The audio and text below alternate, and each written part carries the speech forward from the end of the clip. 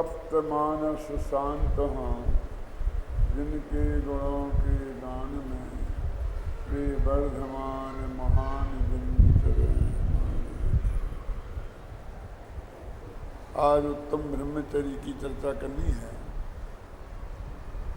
इसके बारे में पूजनकार ने लिखा है कि ज्ञानत धर्म 10 पेड़ चढ़ के शिव महल में पग धरा।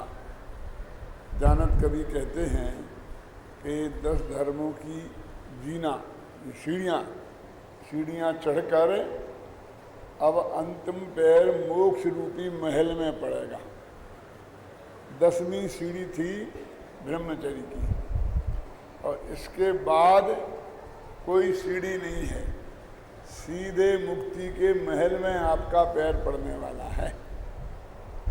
उनकी दृष्टि में उत्तम ब्रह्मचर्य की कितनी महिमा होगी, इससे हम अंदाज लगा सकते हैं कि ज्ञानत धर्म 10 पेड़ चढ़ के शिव महल में पग धरा।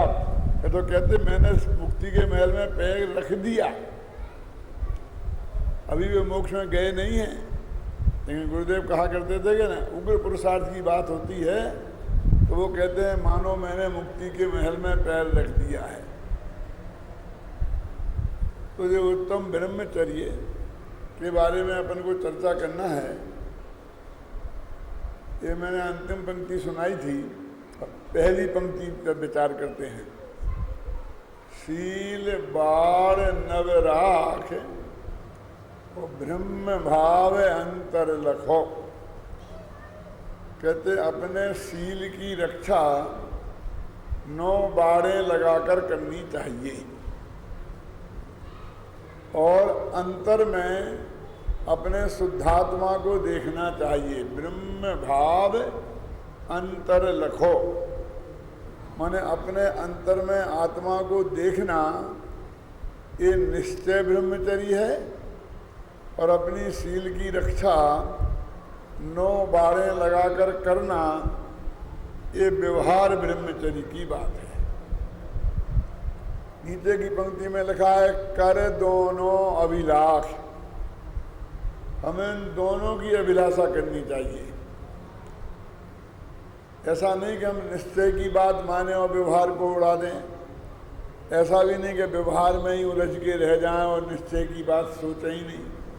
देखा ना, शील बाढ़ नव राख और ब्रह्म भाव अंतर लखो, करी दोनों अभिलाष। ये दोनों की अभिलाषा हमें करनी चाहिए।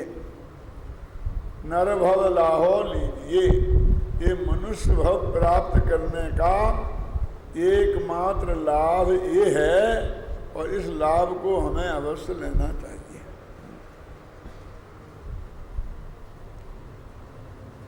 देखो लिखा ना, शील बाढ़ नव राख। अपनी शील की रक्षा 9 प्रकार से करना चाहिए। अपने घर में कोई बहुत कीमती चीज हो, हीरों का हार हो, तो हम उसे कहाँ रखते हैं?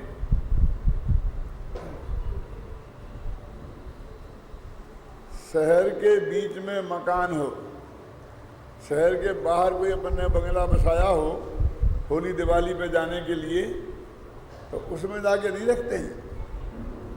क्यों? वहाँ कोई ले जाए तो।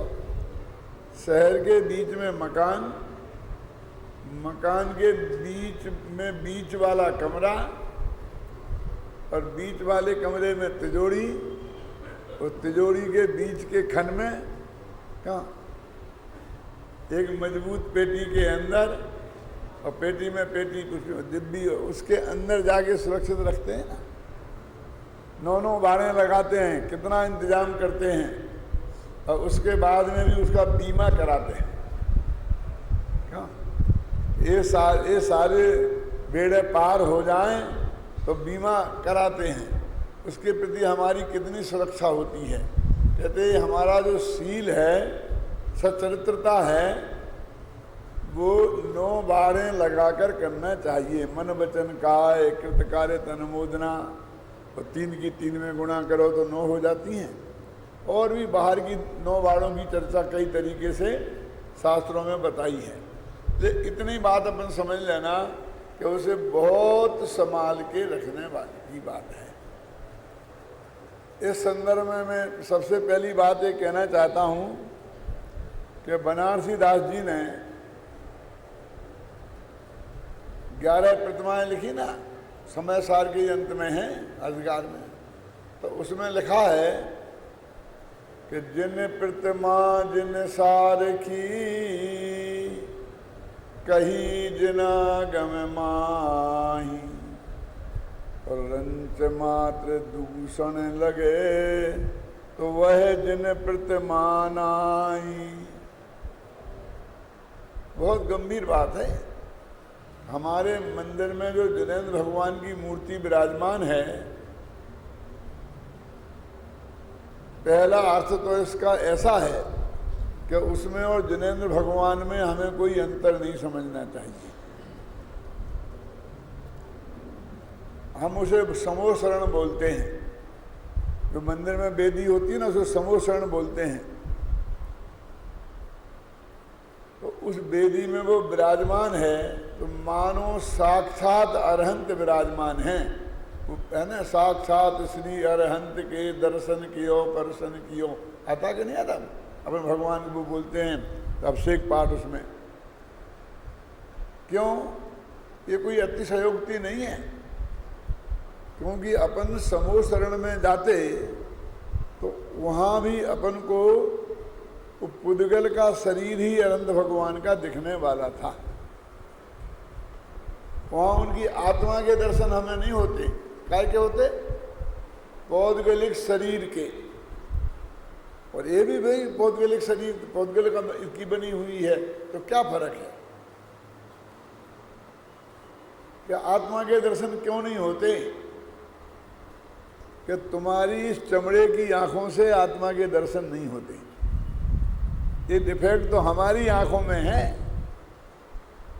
कि हमें तो कोई मूर्तिक पदार्थ जिसमें रूप रसगंध स्पर्श हो, वो पदार्थ ही चमड़े की आंखों से दिखाई देगा।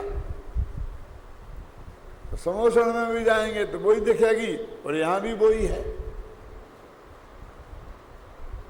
हृदय की आंखें खोलनी है तो ब्रह्म भावांतर लिखो, जब वो यहां देखना पड़ेगा।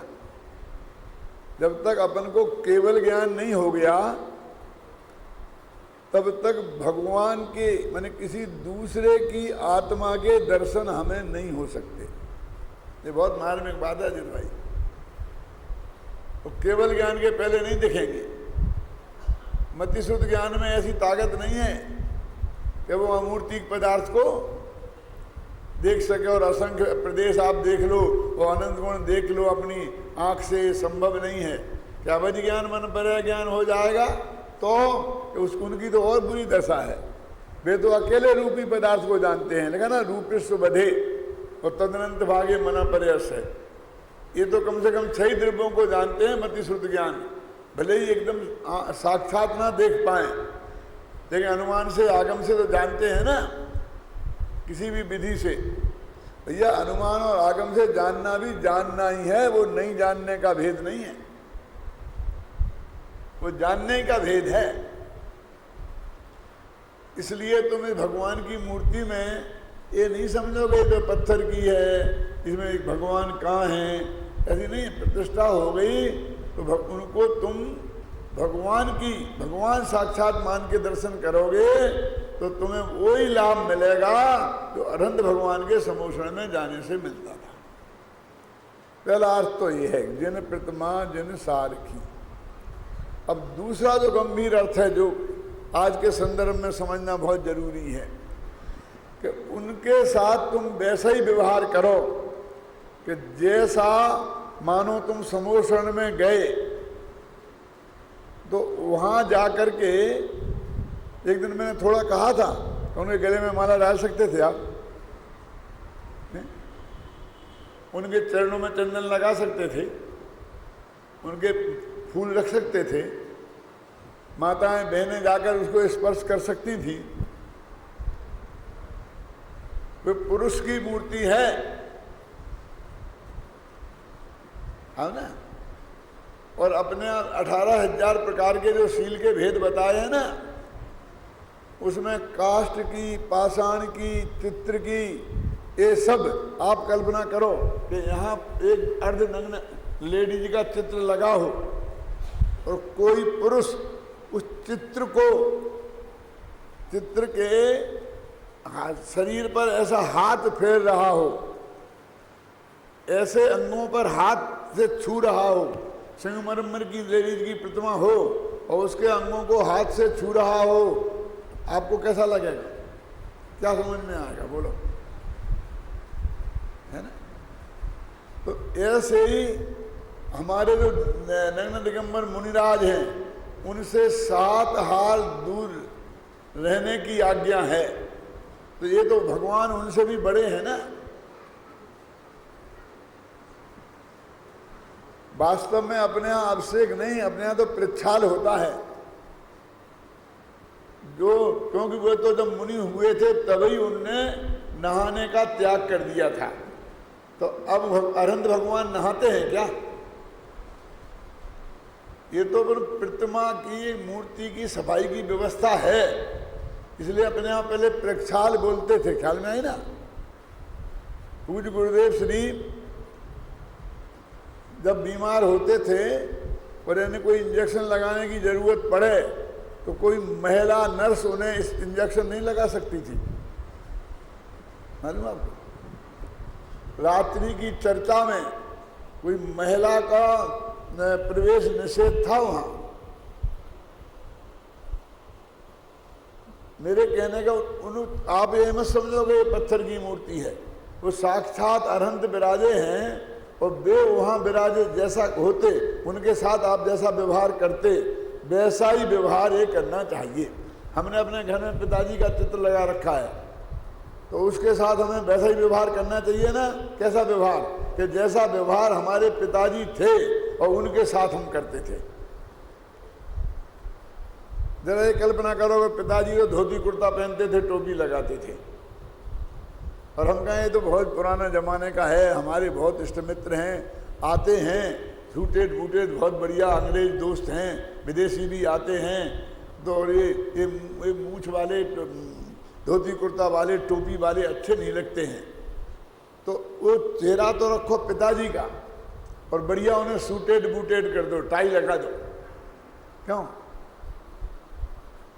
आप उन्हें फिर पिताजी मान सकेंगे कि हमने सारी जिंदगी में कभी उन्हें इस रूप में देखा ही नहीं कर सकते।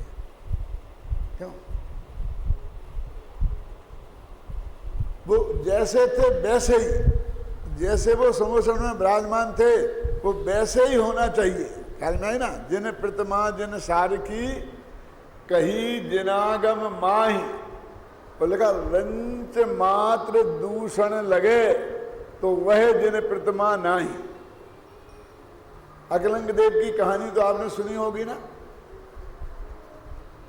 कि जब वे बौद्धों के यहाँ पढ़ते थे छिपकर, क्योंकि उस वक्त जैनियों के कोई विद्यालय नहीं थे पढ़ने के लायक, और बौद्ध धर्म का बहुत जोर था इस देश में।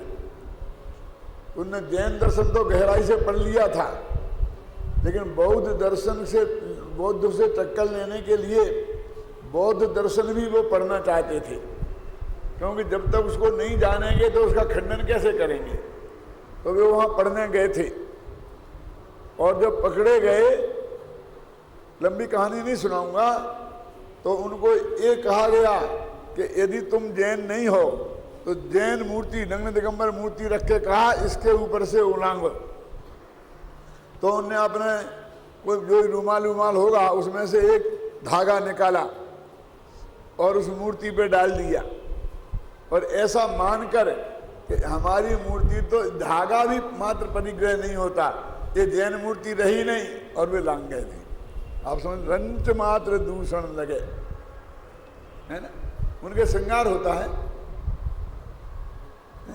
ये चंदन लगाना वगैरह ये क्या है?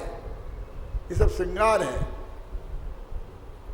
माताओं बहनों से मैं विशेष कहना चाहता हूं कि सच्ची भक्ति उनको कोई स्पर्श करने में नहीं है।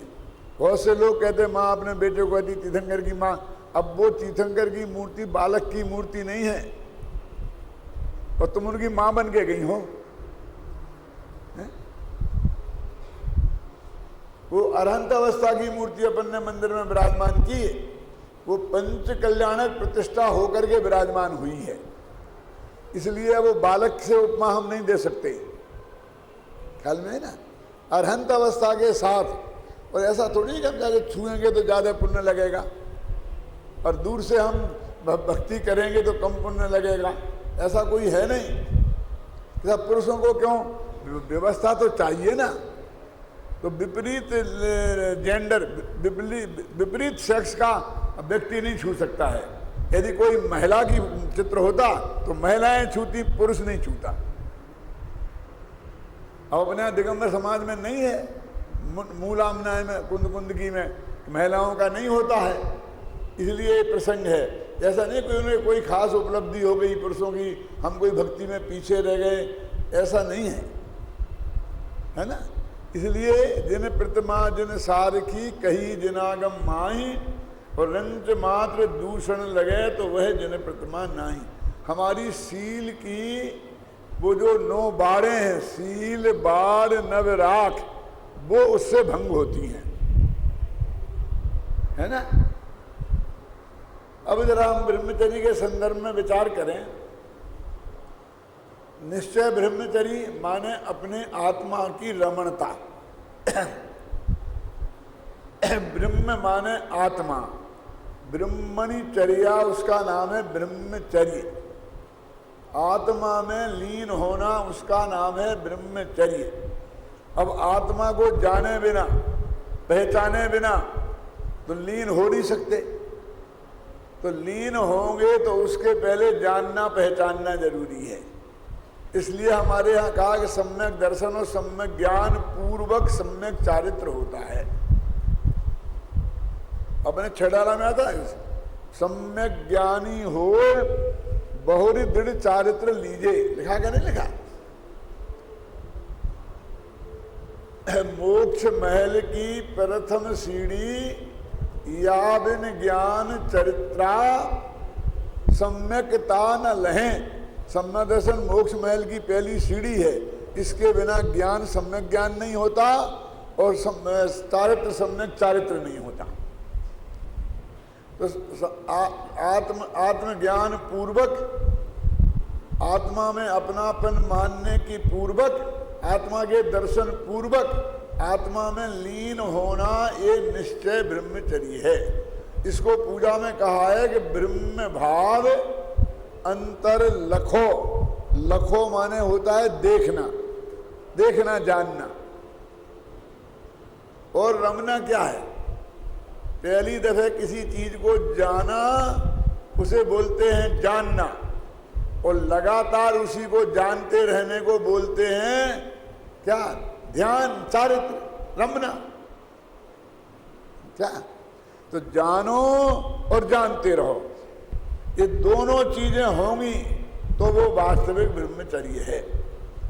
अंदर में निश्चय के ब्रह्मचर्य को तो हम जानते ही नहीं, उसकी चर्चा अपन अभी करेंगे, पर बाहर के व्यवहार ब्रह्मचर्य को भी हम पूरी तरह नहीं पहचानते। देखो, हमें आत्मा में लीन होना है। व्यवहार को कहा ना निश्चय का साधन होता है। वो अपन ने छंद सुनाया था छठा का कि परद्रव्यंते हैं भिन्न, आप में रुचि सम्यक तो भला है, और आप रूप को जान पनो सो सम्यक ज्ञान कला है। आप रूप में लीन भये थिर सम्यक चारित्र सोई, अब व्यवहार मोक्ष मग कहिए हेतु नियत को हुई, जो निश्चय का कारण है। तो व्यवहार हमारे आत्मा के दर्शन में ऐसा व्यवहार साधन होना चाहिए ना। हमें ब्रह्मचर्य माने आत्मा में लीन होना है, तो ऐसी चीज होना चाहिए व्यवहार में। तो अकेला स्पर्शन इंद्रिय के विषय के थोड़ी हमारी आत्मा की लीनता में बाधक हैं, बल्कि पांचों इंद्रियों के विषय हमारी आत्मा की लीनता में बाधक हैं। लेकिन हमने इसे अकेली स्पर्शन इंद्रिय से जोड़ दिया है। क्या? और स्पर्शन इंद्री से भी कहाँ जोड़ा पूरी तरह। स्पर्शन इंद्री के विषय तो 8 प्रकार के होते हैं, जानते आप क्यों गुणवंत भाई? कौन कौन से 8 प्रकार के आता है ना? स्पर्श में रूखा, चिकना, कड़ा, नरम, ठंडा, गरम, है ना, हल्का, भारी। तो ये 8 प्रकार के जो स्पर्श हैं, इनमें आनंद लेना। नरम नरम गद्दे पे लेटना है, एक कठोर गद्दा मुझे पुसाता नहीं है। दूसरा कहता है कि नहीं, मुझे तो कठोर आसन जब तक नहीं हो बैठने में मजा ही नहीं आता है, समझे ना। अच्छी ठंडी ठंडी हवा हो, ये सब स्पर्शन इंद्री के विषय हैं। लेकिन हमने इन 8 प्रकार के स्पर्शन इंद्री को कहाँ माना कि ये हमारे ब्रह्मचर्य में बाधक हैं? माना क्या? एक क्रिया विशेष से हमने ब्रह्मचर्य का संबंध जोड़ दिया है ना। और वो क्रिया किसी भी तरीके से हम उससे बच गए तो हमने अपने को ब्रह्मचारी मान लिया। जबकि कुंद ने लिखा ना, काम भोग बंध कहा, कि काम और भोग। तो मालूम जयसेनाचार्य ने काम और भोग का क्या अर्थ किया है? हम तो ये समझते काम माने भोग और भोग माने काम। वे कहते स्पर्शन और रसना इंद्री के विषय को बोलते हैं काम, घ्राण, चक्षु और कर्ण इंद्री के विषय को बोलते हैं भोग। तो 5 इंद्रियों के विषय, इनमें उलझना ये ब्रह्मचर्य का घातक है। और हमने अकेली स्पर्शन इंद्री से जोड़ दिया, और स्पर्शन इंद्री से भी पूरी से कहा, तो उसकी एक क्रिया विशेष को ही ब्रह्मचर्य की घातक माना, और बाकी उससे बच गए तो हम अपने को ब्रह्मचारी मानने लग गए। मैं पूछता हूं कि जो मुनिराज किसी को ब्रह्मचर्य देते हैं, दीक्षा ब्रह्मचर्य की, और पूज्य गुरु से देवश्री भी पंच कल्याणक में देते थे ना, क्यों?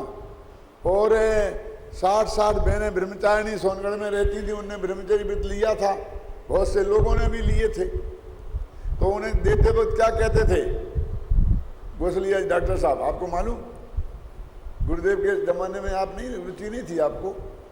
गुरुदेव को देखा कि नहीं देखा? वो जब ब्रह्मचर्य की दीक्षा देते थे तो ये सब बोलते थे क्या?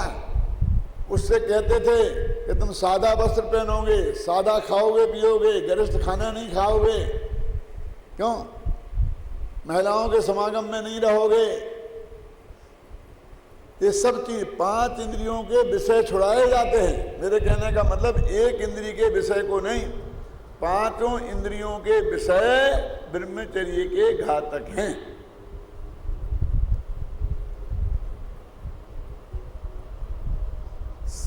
असली ब्रह्मचर्य तो जैन दर्शन में व्यवहार ब्रह्मचर्य की बात कर रहा हूं, 7वीं प्रतिमा में बताया है। आप समझते, प्रतिमाएं तो समझते होंगे ना। मैंने पहले 4थे गुणस्थान में सम्ना दर्शन हो गया, फिर 5वें गुणस्थान में अनुवृत्त हो गए दूसरी प्रतिमा में, फिर सामायिक प्रतिमा है तीसरी, फिर चौथी है क्रोशद प्रतिमा, 5वीं है सचित्त त्याग, 6वीं है रात्रि भोजन त्याग, और 7वीं है ब्रह्मचर्य। 7वीं प्रतिमा में ब्रह्मचर्य होता था। तो गुरुदेव एक फरमाते थे कि हमने तुम्हें जो ब्रह्मचर्य दिया है वो 7वीं प्रतिमा वाला नहीं दिया। क्यों? उसमें क्या दिक्कत है देने में? क्योंकि 7वीं प्रतिमा वाला देवें तो वो सम्यक दर्शन पहले होना चाहिए, और सम्यक दर्शन तो है ही नहीं। जिन जिन को उन्हें ब्रह्मचर्य दिया उन्हें वे सम्यक दृष्टि मानते थे क्या? बताओ। तो वो कहते क्या दिया आपने? तो वो कहते थे कि निर्वृत्ति, हम बहुत साधारण बुद्धि वाले हैं, और यदि शादी करके गृहस्थी बसा ली तो सारी जिंदगी उसमें ही निकल जाएगी। क्यों? तो तुम्हें निवृत्ति मिलेगी तो तुम स्वाध्याय कर सकते हो, आत्मा को समझ सकते हो, समझिए ना, इसके लिए ब्रह्मचर्य दिया। जिनने गुरुदेव श्री को देखा है, सुना है, उनको साक्षात प्रवचन, वो बराबर इस बात को कहते थे और बार बार याद दिलाते थे सबको।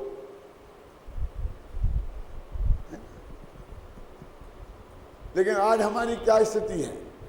ये व्यवहार ब्रह्मचर्य की बात करता हूं मैं। ये स्थिति है कि हमने ना कोई सम्मा दर्शन के बिना ब्रह्मचर्य नहीं होता, इस पे हमने गौर ही नहीं किया। कोई प्रतिमा नहीं, कोई सदाचार नहीं। क्यों? आराम से अपने एयर कंडीशन में रहे, गर्मियों में एयर कंडीशन में, सर्दियों में हीटर लगाकर और अपने सब बैठते रहे और अपने को ब्रह्मचारी मानते रहे। तो स्पर्श इंद्रिय का विषय कहाँ हुआ? चाहे जो कुछ खाया पिया, चाहे जो कुछ काम किया। मैंने एक दफा इस पर चर्चा की थी गुरुदेव श्री के सामने भी। बहुत मार्मिक बात कहता हूं, जरा गंभीरता से विचार करके सुनना। जिसने ब्रह्मचर्य व्रत लिया है निर्वृत्ति के लिए, वो असली ब्रह्मचर्य का तो अभी नंबर ही नहीं है। तो काय के लिए लिया है कि उसको 24 घंटा स्वाध्याय करने को मिलेंगे, बाल बच्चे पालने की चिंता नहीं होगी, वो वहां रह सकेगा कि जहां उसे सत्समागम है। उस जमाने में मान लो गुरुदेव का सत्समागम था तो वो सोनगढ़ में रह सकेगा। ख्याल में आई ना पूरा। लेकिन जो धंधे वाला होगा, नौकरी वाला होगा, वो नहीं रह सकता, बहुत लिमिटेड समय निकाल सकता है। इसके लिए ब्रह्मचर्य लिया था। जरा सोचो आप, कोई भी हम और आप जैसा ग्रस्त है तो उसे आजीविका के लिए कोई ना कोई धंधा तो करना ही पड़ेगा ना। तो वो जहां धंधा मिलेगा, जहां नौकरी मिलेगी, वहां रहना उसका जरूरी है। वो अपने मन से जगह नहीं चुन सकता। वो ये नहीं कह सकता तो मैं सोनगढ़ में ही रहूंगा, कि मैं जयपुर में ही रहूंगा, कि मैं देवदाली में रहूंगा, कि मैं मंगलायतन में रहूंगा। उसे तो जहां नौकरी मिलेगी वहां रहना पड़ेगा ना, अथवा जहां उसका व्यापार चलेगा वहां रहना पड़ेगा।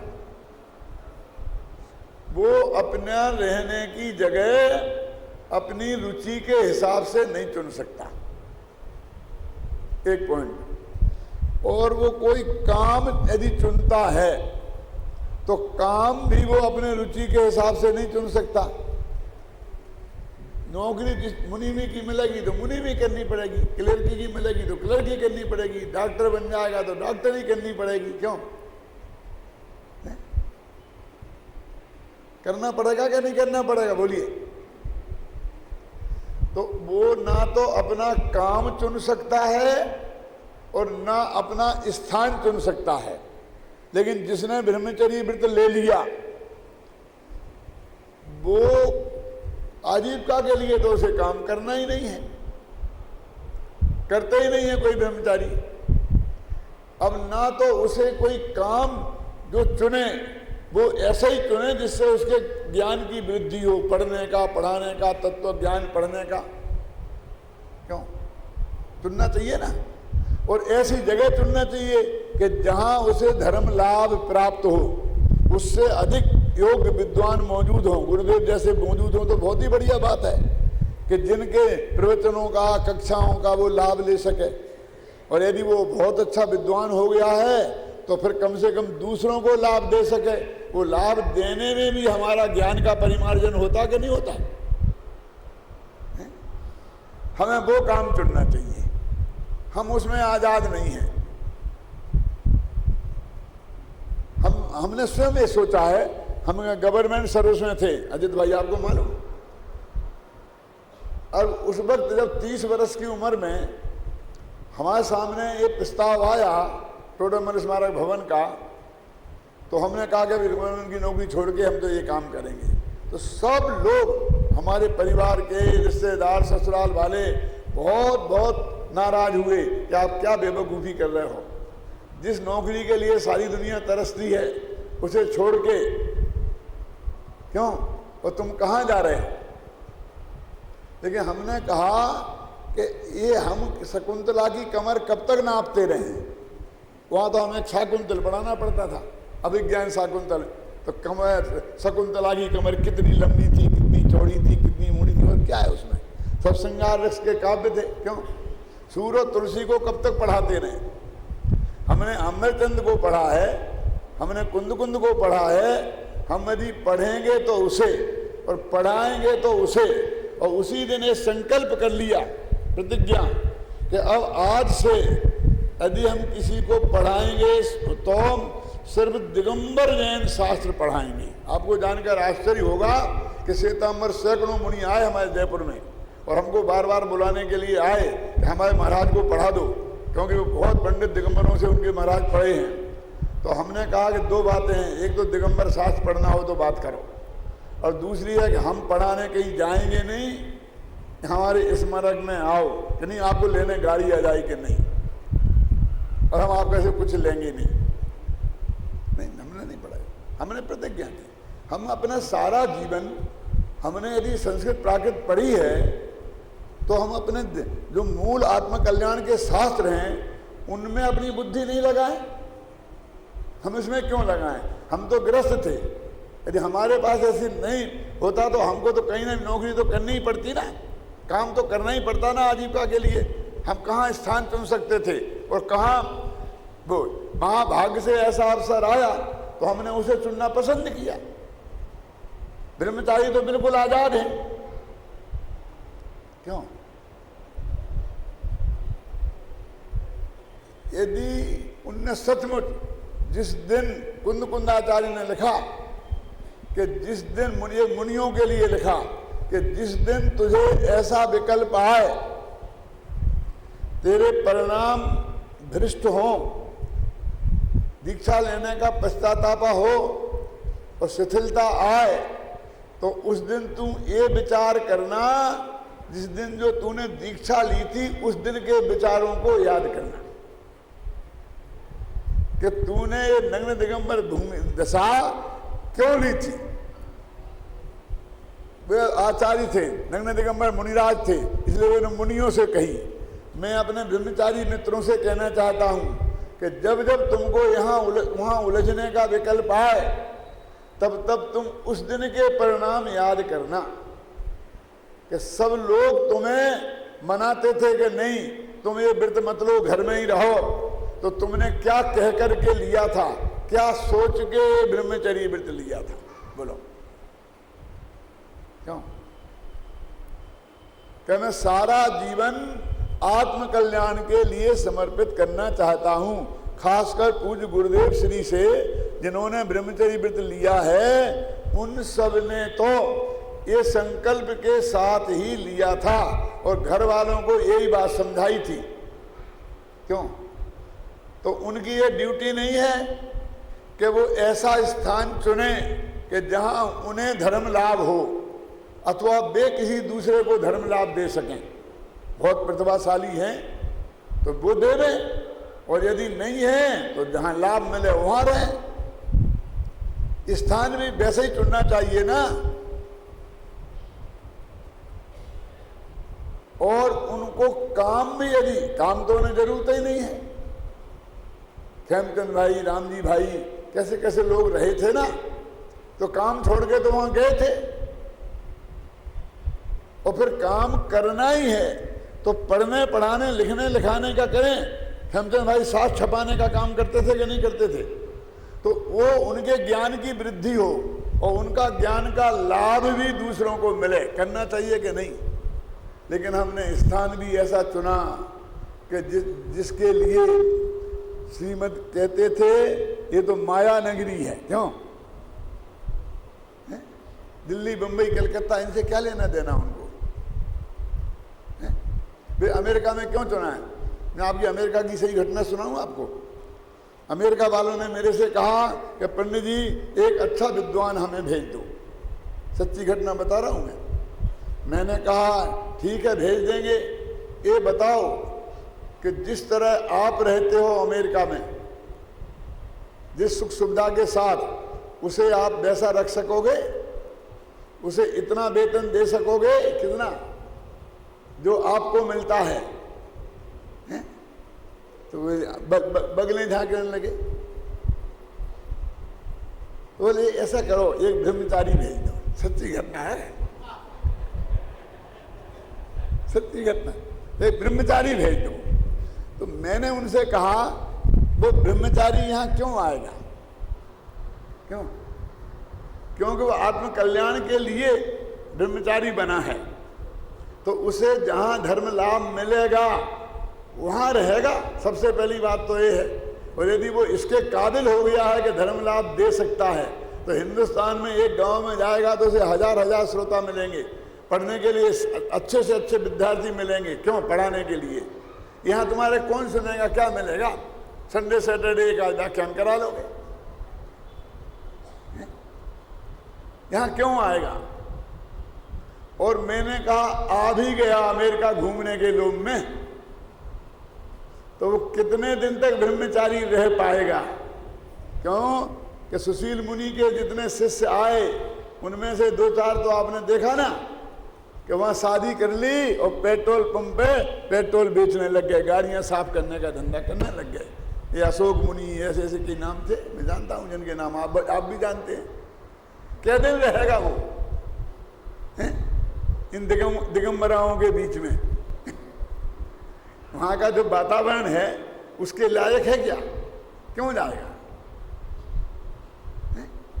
ऐसे ही मैं कहता हूँ वो ऐसी जगह, अब आज हमारी बंबई, दिल्ली, कलकत्ता, अमेरिका ही जैसे हो गए ना। अरे ये आपके गोसलिया साहब, क्रीट भाई, वहाँ रहे इतने दिन, फिर आखिर अपना धंधा बंद करके दौड़ के भारत में क्यों आए? वहीं करते ना। अरे एक कुछ सीखना है और सिखाना है तो उन्हें लगता है कि यहीं मिलेगा। मेरे कहने का अर्थ ये है कि हमने उस समय के अपने भावों पर हम विचार करते तो हमको ऐसी प्रवृत्ति नहीं बनती। नहीं साहब, हम ये काम नहीं करेंगे तो कौन करेगा? ये काम कोई करने वाला नहीं है। अरे बहुत हैं, आप चिंता मत करो। फिर आपके घर के काम में भी ऐसा सोचने लगते ना। क्यों? मुकदमा लड़ना है तो वकीलों की कमी है। क्यों? जैन समाज में वकील कम हैं, वे नहीं संभाल सकते हैं इस काम को। अदालतों में जाकर के काम करने से कैसा क्या क्या करना पड़ता है कि जो आप जानते हैं। क्यों? मैं पूछता हूँ अजित भाई से, हम जानते ही नहीं हैं। हमारे पिताजी ने तो हमें प्रतिज्ञा दिलाई थी 8 वर्ष की उम्र में कि बेटा 2 जगह कभी मत जाना, एक पुलिस थाने में और एक अदालत में, चाहे जितना नुकसान हो जाए, लेकिन इन 2 जगह नहीं जाना। क्या क्या करना पड़ता है, कैसा क्या करना पड़ता है। क्यों? अरे जो अपनी गृहस्थी के लिए ये काम करते हैं वो इसके लिए भी कर लेंगे। तुम क्यों अपना मनोभाव खराब करते हो? सोचो गंभीरता से। सील बाढ़ नव राख, झील के 9 बाड़े रखना है संभाल के हमें कि नहीं रखना है? तो अमेरिका में 9 बाड़े संभलेंगी क्या? हैं? मेरे कहने का मतलब जैसा जो भोग का वातावरण है, मुझको कंचन बेन ने बताया कई दफे। कंचन बेन का नाम तो जानते हैं ना आप, सोनगढ़ में थी, कि गुरुदेव कहते थे नहीं, ये बम्बई की बहुत सी बहनें, ब्रह्मचारी बहनें वहाँ थी, वो बम्बई में गुरुदेव जाएं तो ही वे जा सकती थी, और जाएं तो 1-2 दिन को जा सकती थी, बाकी बम्बई नहीं भेजते थे। वहाँ क्या करेगी? 2 कमरे का मकान होगा, उसमें भाई भाभी सब ऐसे रहते होंगे, टीवी रखा होगा, एक कमरा ऐसा तेरे को स्वतंत्र तो मिलेगा नहीं, वो दिन भर टीवी चलेगा और तुझे वहाँ टीवी देखना पड़ेगा। क्यों? कहती थी वो वहाँ हमें जाने तो यहाँ ही रहो। श्रीचंद ब्रह्मचारी थे, कहाँ कैसे रहे ना सारा जीवन भर। मेरे कहने का अर्थ है कि अंतरंग आत्मा की साधना करना ये वास्तव में निश्चय ब्रह्मचर्य है, असली ब्रह्मचर्य है, समझे ना। और उसके लिए हम अपनी बाहर की संजोगों से दूर रहें, हम अपनी आत्म साधना कर करें, उसका नाम है व्यवहार ब्रह्मचर्य। उससे बचें और कर दोनों अभिलाष। भाई देखो अब जरा थोड़ी गंभीरता से अपन विचार करते हैं कि यदि निश्चय ब्रह्मचर्य के बिना बाहर के ब्रह्मचर्य को ही महत्व दिया होता तो फिर अटल बिहारी वाजपेयी भी ब्रह्मचारी थे, क्यों नहीं थे? कि ये नेता थे कि नहीं थे? ऐसा है। अपने यहाँ अकेला शादी नहीं करना इसका नाम ब्रह्मचर्य का नहीं है, जरा समझना। आत्म साधना उसमें मुख्य है। आत्म साधना के लिए शादी नहीं की। यदि आत्म साधना नहीं हुई तो उसका फिर कोई मतलब नहीं रह जाता है। मैं आपको एक सच्ची घटना सुनाता हूं। सोनगढ़ का पंच कल्याणक था, महावीर का था ना, ये जो सन 74 में परमागम मंदिर का। एक भाई मेरे पास आए, नाम नहीं बताऊंगा, अभी भी हैं वो, और उन्होंने मेरे से कहा कि पंडित जी आप मेरा एक काम करा दो। क्या काम? कि मैंने गुरुदेव श्री को ब्रह्मचर्य लेना चाहता हूँ इस पंच कल्याणक में। तो मैंने कहा बहुत बढ़िया बात है, ले लो, गुरुदेव श्री के पास जाओ। गुरुदेव श्री ऐसे नहीं देते थे, तत्काल कोई उठ के खड़ा हो जाए उसे नहीं देते थे, पहले उसकी जांच करते थे। जाओ, गुरुदेव के पागले में गया था तो गुरुदेव ने मना कर दिया। फिर मेरा गुरुदेव ने मना कर दिया तो मैं क्या कर सकता हूँ? बोले नहीं, गुरुदेव आपकी मानते हैं, जिस जिस काम को आप जब गए तो गुरुदेव ने मानी। आप यदि मेरी सिफारिश कर देंगे तो मुझे गारंटी से, मैंने इस किताब में लिखा है, नाम नहीं लिखा, अभी भी नहीं बता रहा हूँ नाम, तो मेरा काम हो जाएगा।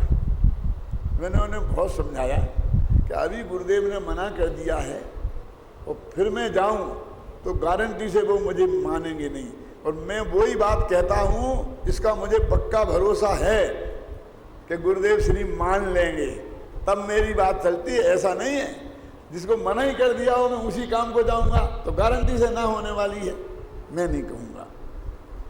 बहुत बहुत पीछे पड़े तो मैंने उन्हें बहुत प्रेम से कहा कि आप ब्रह्मचर्य से रहो ना, कौन रोकता है? गुरुदेव तुम्हें ब्रह्मचर्य देने से मना कर सकते हैं, सुनना, ब्रह्मचर्य से रहने से तो मना नहीं कर सकते। क्यों? वो तो हमारी चीज है, क्या दिक्कत है? नहीं वो तो ठीक है, वो तो ठीक है, लेकिन वो तो ठीक है, लेकिन वो तो ठीक है। मैंने कहा अच्छा कोई बात नहीं है, अभी मना कर दिया है तो थोड़े 6 महीने रुक जा, मैं 6 महीने बाद सिफारिश करूंगा। अभी तत्काल उनने मना किया और तत्काल में जाके कहूँ ये अच्छी बात नहीं, 6 महीना रुक जाओ फिर मैं जरूर तुम्हारी सिफारिश गुरुदेव श्री से करूंगा। तो एकदम उदास होके बोले कि अरे फिर ऐसा मौका कब आएगा? मैंने कहा कैसा मौका? कि पंच कल्याणक है, 25,000 लोग इकट्ठे होंगे। समझ में आया आपके? मैंने कहा अच्छा तुम्हें ब्रह्मचर्य नहीं, ब्रह्मचर्य की डिग्री लेनी है, तुमको 25,000 आदमियों के बीच में ब्रह्मचर्य लेना है, जिससे सारे देश लोग समझ लें कि ये ब्रह्मचारी हैं, गुरुदेव से इनने दीक्षा ली थी, इसलिए तुम्हारी गांव-गांव में पूछ होने लग जाए। क्यों? फिर ये बात है ना, सच्ची बात है, ब्रह्मचर्य लेना है कि भीड़ के बीच में लेना है? बोलो। इसलिए मैं कहता हूं आज ब्रह्मचर्य भी एक डिग्री जैसा लिया दिया जाता है। जैसे हम यूनिवर्सिटी की डिग्री लेते हैं ना, और जैसे लगाते हैं ना डॉक्टर हुकुमचंद भारल, ऐसे ही ब्रह्मचारी फलाना चंद, माने हम एज ए डिग्री जैसा उसका उपयोग करते हैं। क्यों? रामजी भाई ने, खेमजी भाई ने तो कभी नहीं लिखा कि ब्रह्मचारी खेमचंद भाई, ब्रह्मचारी रामजी भाई, इन सब ने लिया था ना। अपन सबको मालूम है कि नहीं? लगाया कभी?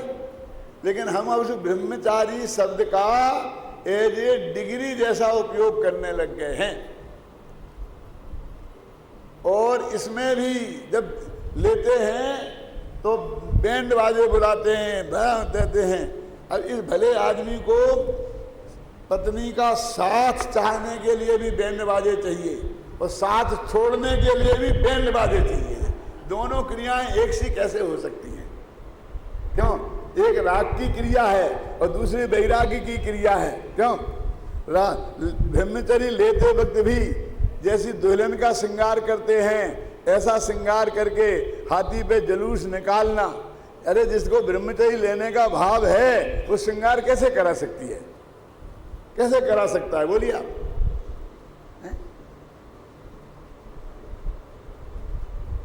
तो बाहर के ब्रह्मचर्य का भी हमारे लिए पूरा ख्याल नहीं है तो अंतरंग के ब्रह्मचर्य की बात तो बहुत दूर है, हैं?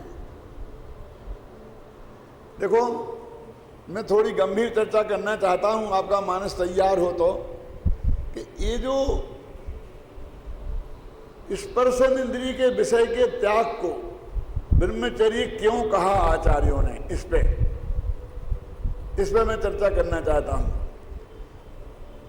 बाकी की 4 इंद्रियां हैं खंड खंड और स्पर्शन इंद्रिय है अखंड। कैसे? आंख यहां है, कान यहां है, दिखाई यहां से देता है, सुनाई यहां से देता है, नाक यहां है, क्यों? जबान यहां है, जिह्वा, और शरीर और स्पर्शन, सारा ही शरीर स्पर्शन है। जहां कान और नाक है ना, ये अकेली घ्राण इंद्री नहीं है, ये अकेली कर्ण इंद्री नहीं है, स्पर्श इंद्री भी है। स्पर्श इंद्री क्यों? कि यहां यदि आप गर्म चीज लगाओ तो गर्म लगेगी कि नहीं लगेगी? क्यों? समझ गया? इस जवान को यदि गर्म खाना चला जाए तो अकेला खट्टे मीठे का ज्ञान होगा कि गर्म और ठंडे का भी ज्ञान यहां से होता है। तो ये अखंड इंद्रिय है, एक अखंडता, दूसरी अखंडता कि इसका साथ इस आत्मा के साथ अनादिकाल का है, एक दिन भी इसका साथ छूटा नहीं।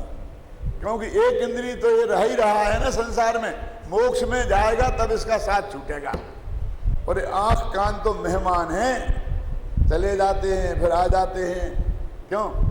न गोद में थे, अकेला शरीर था, न जबान थी, न नाक थी, न कान थी, आंख थी, अब आ गए हैं। अब फिर हम एक लत हो गए तो जबान हो गई लेकिन नाक कान फिर बाकी रहे, 3 इंद्रिय हो गए, चींटी वगैरह। क्यों? तो नाक आ गई, कान नहीं थी, आंखें नहीं थी, फिर आंखें आ जाती हैं, फिर चली जाती हैं, हो जाता कि नहीं?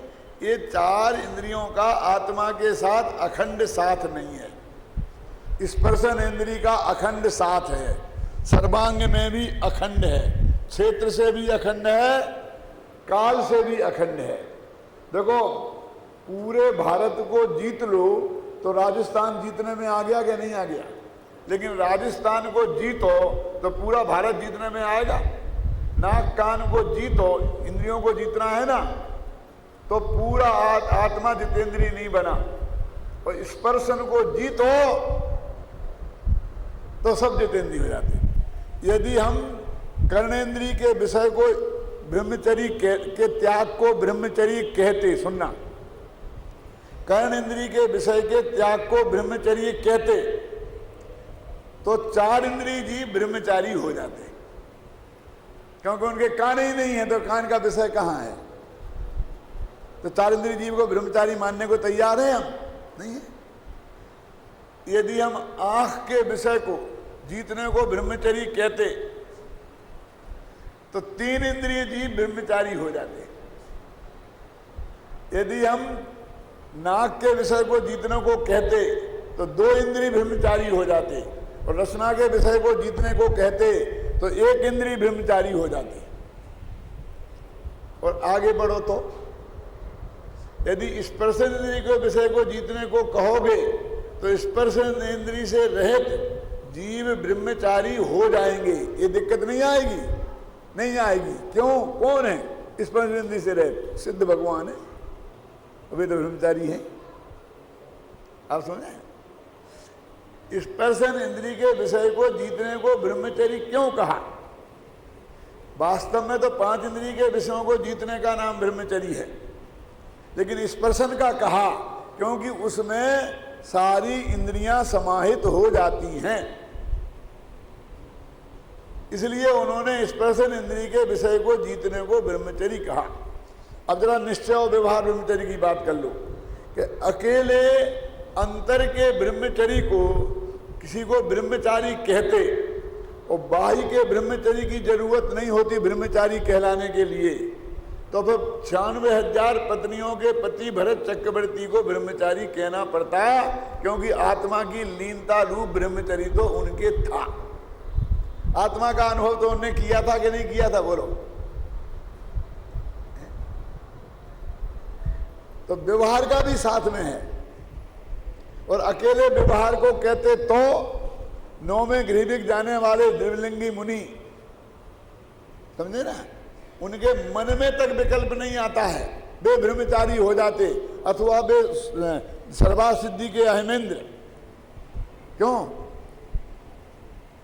जो ब्रह्मचारी प्रतिमा हो जाती उनको क्या दिक्कत थी, लेकिन अपन ने नहीं कहा उन्हें, समझ गए ना। इसलिए ये दोनों ही होंगे तो उसकी ब्रह्मचारी संज्ञा है। इसलिए पूजन में क्या लिखा, शील बार नव राख ब्रह्म भाव अंतर लखो, है ना, कर दोनों अभिलाख नर भव लाहो लीजिए। मनुष्य भव का लाभ दोनों ब्रह्मचर्य होना चाहिए, तब होगा।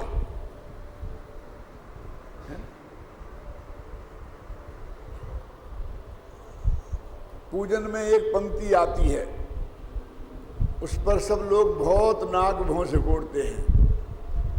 संसार में विष बेल नारी तज गई योगी स्वरा, विद्यानत धर्म 10 पेड़ चढ़ के शिव महल में पग धरा।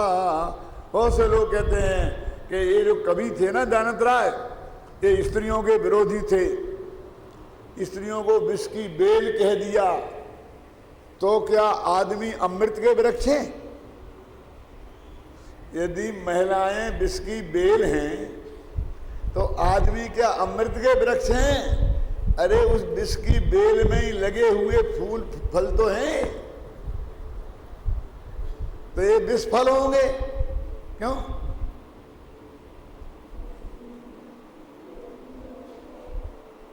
तो ये ऐसी बात हो गई, और कुछ लोगों ने तो बदल दी है ये पंक्ति पूजन की और नई पंक्ति डाल दी, ख्याल में है ना। लेकिन मैं कहता हूं दूसरे की कृति को बदलने का तुम्हें क्या अधिकार है? यदि तुम बहुत अपने को होशियार समझते हो तो नई पूजा लिख दो, और उससे बढ़िया होगी तो तुम्हारी करने लग जाएंगे लोग, वो छोड़ देंगे। लेकिन उसमें तुम फेरफार नहीं कर सकते हो, तुम उसका सही अर्थ नहीं समझ सकते हो, तो तुम्हें बदलने का तो कोई अधिकार है नहीं। आपको ये सुना होगा कि पंचवटी में राम और सीता सो रहे थे और लक्ष्मण पहरा दे रहे थे। इतने में शूर्पणखा आई, सुना होगा ना, और वो लक्ष्मण को देखकर उस पर रीझ गई और लक्ष्मण से बोलिए कि मैं तुमसे शादी करना चाहती हूं। तो लक्ष्मण ने कहा कि मैं तो नौकर आदमी हूं, अपने मालिक के साथ ड्यूटी पे आया हूं, तो मैं उनकी मर्जी के बिना उनसे पूछे मैं शादी कैसे कर सकता हूं? यदि मेरे शादी के तुम करना चाहती हो तो मेरे भाई साहब भाभी से बात करो। क्या? तो उसने राम के पास भेज दिया, तो राम को देखकर राम पर रीझ गई, तो राम से लक्ष्मण से शादी करने की बात तो नहीं कही और राम से कहने लग गई कि मैं तुमसे शादी करना चाहती हूं। मालूम? तो राम ने कहा कि मैं तो शादीशुदा हूं, देखो मेरी पत्नी साथ में है। तो वो शूर्पणखा कहती है तो क्या मनुज नहीं होते हैं दो दो दाराओं वाले? क्या? ये पंचवटी नामक एक काव्य है, मैथिली सन गुप्त नामक कवि ने लिखा है ना। शूर्पणखा क्या कहती है? तो क्या मनुज नहीं होते हैं दो दो दाराओं वाले? क्या दो पत्नियां नहीं होती हैं आदमियों के? और फिर खुद ही कहती है क्या कि नरकृत शास्त्रों में, ये शास्त्र मनुष्यों ने बनाए, पुरुषों ने बनाए, तो नरकृत शास्त्रों में सारे बंधन हैं नारी को लेकर, और अपने लिए सभी सुविधाएं पहले ही कर बैठे नर। समझ में आया कि नहीं? कि पुरुषों ने शास्त्र बनाए तो नारियों पर तो हजारों प्रतिबंध लगा दिए कि दूसरी शादी नहीं कर सकते, और खुद 96 हजार करें। क्यों? उसने क्या क्या कहा? शूर्पणखा किससे कह रही है? राम से, कि शास्त्र तो पुरुषों ने बनाए ना, तो अपने लिए सारी सुविधाएं रख ली और औरतों पे खूब बंधन लाद दिए। तो रामचंद्र जी ने क्या जवाब दिया? मालूम? पढ़ी है किसी ने पंचवटी? इतने लोगों में से कितने लोगों ने पंचवटी पढ़ी है? हाथ उठाना। एक हमारे विद्यार्थी, हमारे पीयूष का उठा है, और कोई का हाथ ही नहीं उठता है। सुनो, रामचंद्र जी ने क्या जवाब दिया? तो क्या नारियां शास्त्र रचना कर अब बहुपति का करें विधान, पर उनके सतीत्व गौरव का करते हैं नर ही गुणगान। कि बहन तुम क्या चाहती हो? क्या पढ़ गई लड़कियां अब बे शास्त्र लिखे और उसमें लिख दें कि पुरुष एक ही शादी कर सकता है और अपने लिए 10-10 शादियां लिख लें? क्या? तो क्या नारियां शास्त्र रचना कर अब बहुपति का करें विधान? क्या चाहती हो तुम? क्या औरतें शास्त्र बनाएं और वे अपने लिए अनेक पतियों की सुविधा रख लें, पर उनके सतीत्व गौरव का करते हैं नर ही गुणगान? तुम ये क्यों भूल जाते हो कि जिन मनुष्यों ने उन पर एक प्रतिबंध लगाए हैं उन्होंने ही इन सतियों के गीत गाए हैं। सती सीता, सती द्रौपदी, कितनी कितनी सतियों के कितनी कितनी महिमा शास्त्रों में बताई गई है। कल सुनी थी ना आपने पश्चाताप में? नारियों के कितने गीत गाए थे, गंभीरता से पढ़ो हैं? पर उनके सतीत्व गौरव का करते हैं नर ही गुणगान। ख्याल में आए ना? सतियों के गुणगान तो इतने मिलेंगे। श्वेतांबरों में तो 24 तीर्थंकर हैं, तो 24 महासतियां हैं, है ना? कि मैं तो शादीशुदा हूं, तुम चाहो तो लक्ष्मण से बात कर लो। कि लक्ष्मण से बात करी थी और वहां पर वो जो भी हुआ, फिर शूर्पणखा की नाक कट गई और क्या हुआ। मैं तो आपसे ये कहना चाहता हूं कि ये पूजन में कवि ने लिखा तो तुम्हारे देश के लिए लिखा है कि उन्हें बिस्बेल कहना है उनको। क्या वो ये चाहते थे कि स्त्री को बिस्बेल मानते थे? अरे महिलाएं, माताएं भी तो महिलाएं हैं, बहनें भी तो महिलाएं हैं, पुत्रियां भी तो महिलाएं हैं, और कवि के भी माँ बहन और पुत्री तो होंगी। क्यों? जरा इसको नारी शब्द का माता अर्थ करके पढ़ो। क्या? संसार में बिस्बेल जननी। ठीक लगेगा? नहीं। संसार में बिस्बेल भगनी नहीं। संसार में बिस्बेल पुत्री नहीं, तो संसार में बिस्बेल पत्नी भी नहीं। अरे नारी का अर्थ यहां नारी नहीं है तो क्या है? कि हमारे हृदय में जो विपरीत सेक्स के प्रति आकर्षण है उसका नाम है नारी। चाहे वो पुरुष के हृदय में हो और चाहे वो महिला के हृदय में हो। क्या उसको यहां बिस्बेल बताया है? क्या किसी महिला जाति के लिए बिस्बेल नहीं बताया? वो तो कविता उनने पुरुष के रूप में लिखी, समझे ना? उन्होंने पुरुष के रूप में कविता लिखी तो उसे समझाने के लिए कि तू इस सेक्स की भावना से ऊपर उठ, इसके लिए उन्होंने बिस्बेल कहा है। और हम उसी रूप में उसे देखें। कल एक बहन ने जब यहाँ बार बार प्रश्नोत्तर दिए तो वो यही दे रही थी, मैं ऐसा करूंगा, ऐसा ऐसा नहीं करूंगा। तो पीयूष ने कमेंट्स भी किया था कि करूंगा कि करूंगी। अरे भाई, आत्मा ना स्त्री है ना आत्मा पुरुष है, वो तो आत्मा की बात तरफ से बात चलती है। इसलिए फिर हर जगह कहाँ कहाँ क्या क्या बदलेंगे, बोलिए आप? मेरी भावना है ना, उसमें बोलते हैं ना, क्या बोलते हैं वो हिंसा, झूठ आता है ना, क्या बोलना था उसमें भी आता है, पर बनितासों दीर्घ जोरी आता ना, बनितासों दीर्घ जोरी। तो वो स्त्री ऐसा पढ़े पर पुरुषों से दीर्घ जोरी।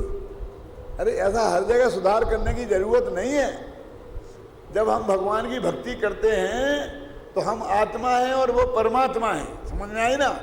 हम महिला हैं, हम पुरुष हैं, इस रूप में वो देखते ही नहीं हैं। इंदिरा गांधी से ये पूछा गया था कि आप महिला प्रधानमंत्री हैं, आपको कैसा लगता है? क्या पूछा था? आप महिला प्रधानमंत्री हैं तो आपको कैसा लगता है? तो उन्होंने कहा कि मुझे महिला प्रधानमंत्री नहीं, मैं प्रधानमंत्री हूं ऐसा लगता है बस। क्या मैं प्रधानमंत्री हूं ऐसा लगता है, ख्याल में आई ना? जब आप अपने पुरुष आपके अंडर में जो मिनिस्टर हैं, सेक्रेटरी हैं, उन पुरुषों से बात करती हैं तो कैसे करती हैं कि मैं प्रधानमंत्री हूं और वो चीफ सेक्रेटरी है, ऐसे बात करती है। क्या ये बीच बीच में महिला और पुरुष, महिला और पुरुष, महिला और पुरुष ला करके भगवान की भक्ति में, शास्त्रों के बीच में, प्रशासन में ये लाने की जरूरत कहाँ है? ख्याल में है ना? ये हमारे पत्रकार लोग महिला प्रधानमंत्री, पुरुष प्रधानमंत्री, हरिजन प्रधानमंत्री, क्यों पंजाबी प्रधानमंत्री, गुजराती प्रधानमंत्री, इन प्रधानमंत्रियों को गुजराती पंजाबी के रूप में क्यों देखते हो? क्यों? समझे ना? वो प्रधानमंत्री भारत का एक नागरिक प्रधानमंत्री है, भारत का एक नागरिक राष्ट्रपति है, राष्ट्रपति हैं। क्यों? तो क्या बोले? उन्हें राष्ट्रपत्नी बोले। ये जो अभी अपनी राष्ट्रपति हैं उन्हें क्या बोले? अपन राष्ट्रपत्नी बोले। जो लोकसभा की अध्यक्ष हैं उन्हें क्या बोले? वो सभापति बोलते हैं ना, तो सभापत्नी बोले। क्या अब क्या चाहते? नहीं नहीं, कहते इस रूप में सोचना ही नहीं।